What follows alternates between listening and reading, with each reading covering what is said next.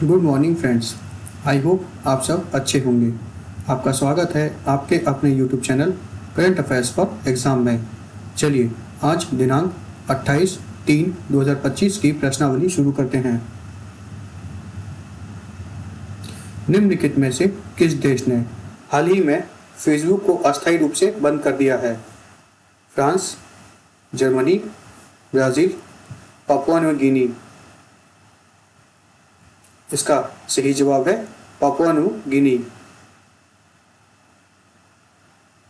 Papua New Guinea ने हाल ही में फेसबुक को अस्थायी रूप से बंद कर दिया है। सरकार ने इस कार्रवाई को नफरत फैलाने वाले भाषण, गलत सूचना और स्पष्ट सामग्री से निपटाने के उद्देश्य से एक परीक्षण के रूप में वर्णित किया है। शटडाउन अप्रत्याशित रूप से शुरू हुआ और लगभग 1.3 मिलियन उपयोगकर्ता प्लेटफॉर्म तक पहुंचने में असमर्थ हो गए। चलिए अगले प्रश्न पर आते हैं।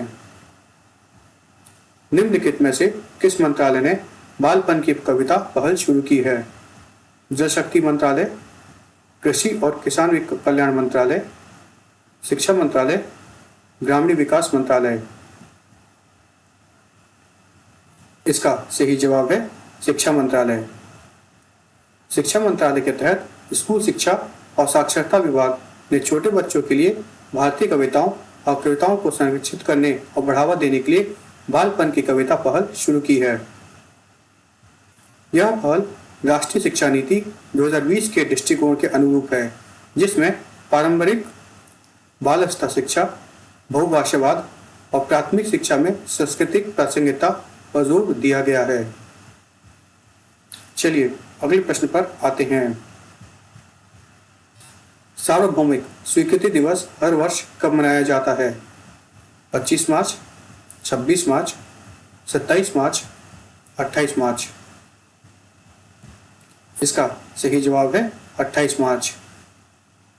सार्वभौमिक स्वीकृति दिवस हर साल 28 मार्च को मनाया जाता है। यह सार्वभौमिक स्वीकृति और इसके लाभों के बारे में जागरूकता फैलाने का एक अवसर है। चलिए अगले प्रश्न पर आते हैं।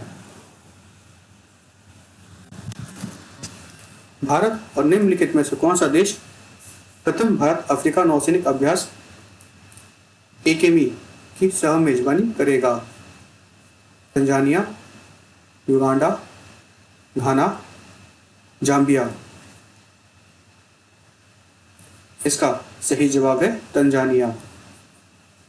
भारत और तंजानिया प्रथम भारत अफ्रीकी नौसैनिक अभ्यास AKME की सह मेजबानी करेंगे। AKME में समुद्र अभ्यास का पहला संस्करण 13 से 18 अप्रैल 2025 तक तंजानिया के दार अस सलाम में आयोजित किया जाएगा। चलिए अगले प्रश्न पर आते हैं। अमेरिकी राष्ट्रपति डोनाल्ड ट्रंप ने आयातित कारों और ऑटो घटकों पर कितने प्रतिशत टैरिफ की घोषणा की है?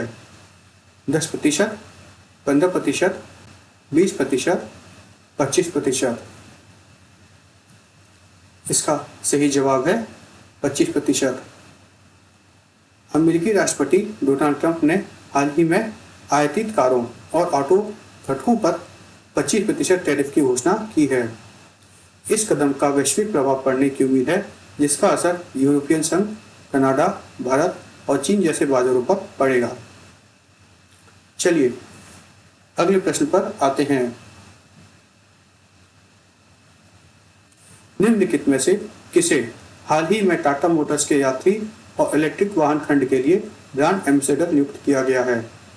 शाहरुख खान, विक्की कौशल, अक्षय खन्ना, सलमान खान। इसका सही जवाब है विक्की कौशल। विक्की कौशल को हाल ही में टाटा मोटर्स के पैसेंजर और इलेक्ट्रिक वाहन सेगमेंट के लिए ब्रांड एम्बेसडर नियुक्त किया गया है। चलिए अगले प्रश्न पर आते हैं। माइटी निम्नलिखित में से किस स्थान पर नैनो इलेक्ट्रॉनिक्स रोड शो और भारत में सेमीकंडक्टर इकोसिस्टम पर सम्मेलन की मेजबानी करेगा? हैदराबाद, पुणे, बेंगलुरु, नोएडा। इसका सही जवाब है बेंगलुरु। माइटी बेंगलुरु में नैनो इलेक्ट्रॉनिक्स रोड शो और भारत में सेमीकंडक्टर इकोसिस्टम पर सम्मेलन की मेजबानी करेगा। इलेक्ट्रॉनिक्स और सूचना प्रौद्योगिकी मंत्रालय ने नैनो प्रौद्योगिकी पहल प्रभाग IIC Bengaluru, IIT Bombay, IIT Madras, IIT Delhi, IIT Kharagpur और IIT गुवाहाटी के साथ साझेदारी में भारत में नैनो इलेक्ट्रॉनिक्स रोड शो और सेमीकंडक्टर इकोसिस्टम पर सम्मेलन का आयोजन करेगा। इस पहल का उद्देश्य सरकार, उद्योग, शिक्षा, रणनीतिक क्षेत्रों, स्टार्टअप और कृषि पारिस्थितिकी तंत्र के प्रमुख हितधारकों को एक साथ लाना है ताकि इस क्षेत्र में नवाचार और सहयोग को बढ़ावा दिया जा सके। चलिए अगले प्रश्न पर आते हैं। निम्नलिखित में से किस राज्य सरकार ने पारदर्शी स्थानांतरण के लिए मोबाइल ऐप लॉन्च किया है? पश्चिम बंगाल, केरल, तमिलनाडु, पंजाब। इसका सही जवाब है पश्चिम बंगाल। पश्चिम बंगाल राज्य सरकार ने पुलिस तबादलों में पारदर्शिता और दक्षता बढ़ाने के लिए मोबाइल ऐप लॉन्च किया है। चलिए अगले प्रश्न पर आते हैं। निम्नलिखित में से कौन सा स्थान FATF निजी क्षेत्र सहयोगी फोरम 2025 बैठक की मेजबानी करेगा? बेंगलुरु, हैदराबाद, पुणे, मुंबई।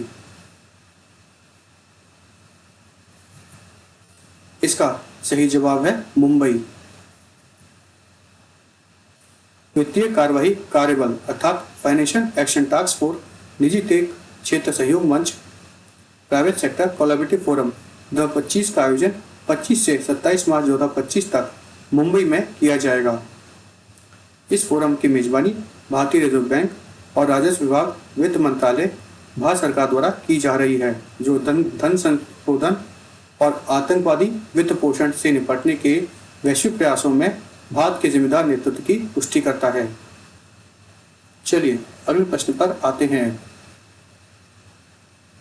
निम्नलिखित में से कौन सा राज्य वरिष्ठ नागरिक आयोग स्थापित करने वाला भारत का पहला राज्य बन गया है? आंध्र प्रदेश, केरल, तेलंगाना, असम।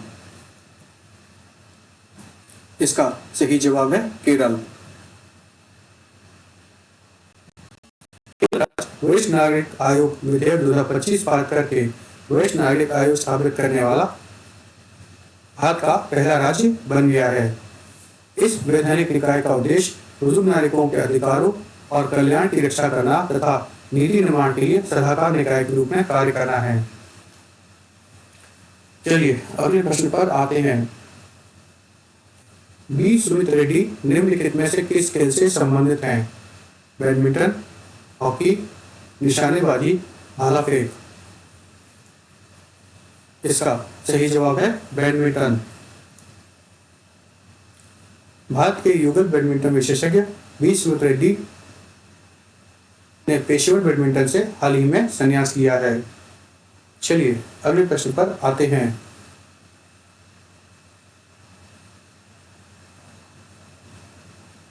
निम्नलिखित में से किसे REC लिमिटेड के अध्यक्ष और MD के रूप में अतिरिक्त प्रभार के रूप में नियुक्त किया गया है? चिन्नाकन्नन शिवशंकरन, अभिजीत किशोर, अरविंद नेवतिया, परमिंदर चोपड़ा। इसका सही जवाब है परमिंदर चोपड़ा। परमिंदर चोपड़ा को REC लिमिटेड के अध्यक्ष और MD के रूप में अतिरिक्त प्रभार नियुक्त किया गया है। चलिए अगले प्रश्न पर आते हैं। निम्नलिखित में से किस राज्य ने समान नागरिक संहिता लागू करने की घोषणा की है? असम, महाराष्ट्र, नागालैंड, गुजरात। इसका सही जवाब है गुजरात। गुजरात के मुख्यमंत्री श्री भूपेंद्र पटेल ने राज्य में समान नागरिक संहिता के कार्यान्वयन के लिए मसौदा तैयार करने के लिए 5 सदस्यीय समिति की घोषणा की है। चलिए अगले प्रश्न पर आते हैं।